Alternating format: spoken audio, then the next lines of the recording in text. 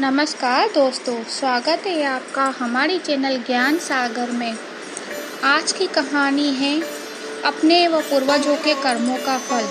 तो आइए जानते हैं कर्मों का फल। संसार के प्रत्येक प्राणी को अपने तथा पूर्वजों के कर्मों का फल भोगना ही पड़ता है। इससे मुक्ति कभी नहीं मिलती। यह बात है और है कि इस कर्म का फल कब मिलता है। जो कर्म ज़्यादा होते हैं उसे बाद में भी तथा जो कम होते हैं उससे पहले भोगने को मिलता है। वैसे इसका कोई एक ही पैमाना ना होकर परिस्थिति तथा देवी कृपा से निर्धार होते देखा या सुना गया है। यदि अच्छे कर्म ज़्यादा हैं तो बुरे कर्मों का फल इसी जन्म में तथा अच्छे कर्म फल अगले जन्म में या इसी जन्म के बाद के दिनों में भोगने को मिलता है। यदि बुरे कर्म ज़्यादा हैं तो अच्छे कर्मों का फल इसी जन्म में तथा बुरे का फल अगले जन्म में या इसी जन्म के बाद के दिनों में भोगने को मिलता है। अध्यात्म तथा लोकाचार में यह बात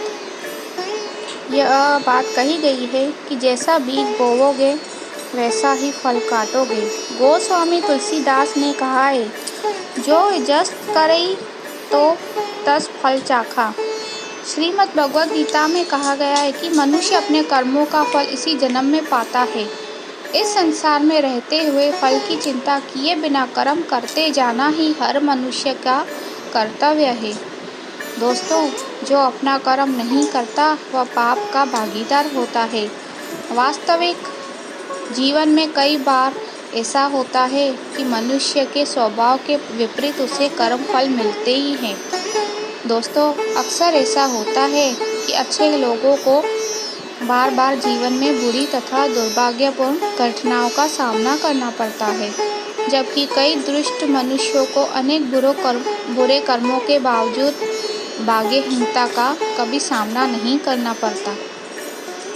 ऐसे में अगर कर्म के अनुसार फल पाने जैसी बातों का आकलन करें तो यह पूरी तरह निराधार मालूम पड़ता है। दोस्तों, बच्चे अपने माता पिता का अंश होते हैं और उन्हीं का दूसरा रूप माने जाते हैं।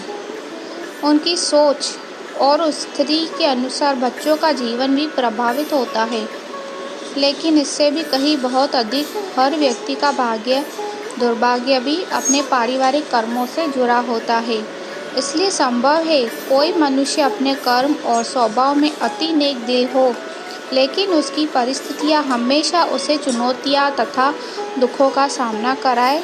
वही ऐसा भी संभव है कि एक आध्यात्मिक क्रूर व्यक्ति अपने भाग्य के बल पर जीवन का हर सुख पाए और हर चीज़ उसे आसानी से मिल जाए। दोस्तों, यह उनसे जुड़े पारिवारिक कर्मों के फल हो सकते हैं।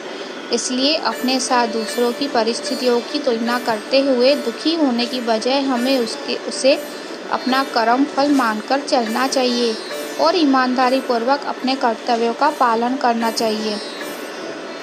पूर्वजों से जुड़ते कर्म फल। पारिवारिक कर्मों या यूँ कहे पूर्वजों के कर्मों से जुड़े लोग कुछ ऐसी घटनाओं या परिस्थितियों से जुड़ सकते हैं जिसका उनके वर्तमान वजूद से शायद ही कोई नाता हो। उसे लोग उन परिस्थितियों के भी जिम्मेदार ठहराए जाते हैं।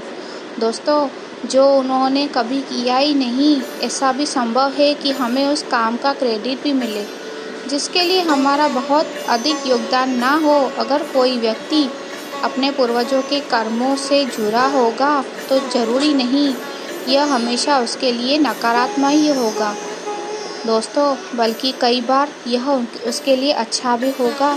या तो ऐसे लोगों को मेहनत से कम आंका जाता है या मेहनत और उम्मीद से अधिक उन्हें मिलता है। ज़्यादातर उससे लोगों को परिवार में या तो अपेक्षा की दृष्टि से देखा जाता है या उनसे हर किसी की बहुत अधिक उम्मीदें होती है। दोस्तों, परिणाम यह होता है कि अगर परिवार में कुछ बुरा हुआ है और उसके लिए वह जिम्मेदार ना भी हुए तो भी दोषी ठहराए जाते हैं। यह उनके लिए बेहद दुखी करने वाला या अवसादपूर्ण परिणाम होता है। दोस्तों, इसके लिए ठीक विपरीत ऐसा भी हो सकता है कि किसी भी प्रकार से परिवार की उन्नति हो या न मान सम्मान मिले और उसे दिलाने में भले ही उस व्यक्ति ने कोई अधिक प्रयास ना किया हो, लेकिन परिस्थितियाँ कुछ ऐसी होती है कि उसका पूरा क्रेडिट उसे ही दे दिया जाता है। ऐसे लोगों त्यागी होते हैं दोस्तों, और जीवन में अपने पूर्वजों के आशीर्वाद से आगे बढ़ते हैं। परिवार और उसके हर सदस्य के लिए उनके दिल में एक विशेष मोह जाता है। अन्य लोगों की अपेक्षा उनमें परिवार से सदस्यों और परिस्थितियों के लिए अतिरिक्त समझ भी होती है। जिन घटनाओं या समस्याओं का कारण और निदान परिवार के बड़े भी नहीं समझ पाते, उन्हें यह आसानी से समझ लेते हैं। तो दोस्तों, यहाँ होती है ये कहानी ख़त्म। तो कैसी लगी ये वीडियो? अगर ये वीडियो आपको पसंद आई हो तो लाइक और शेयर ज़रूर करिएगा, और ऐसी कहानियाँ सुनने के लिए मेरी चैनल को सब्सक्राइब करना। राधे राधे दोस्तों।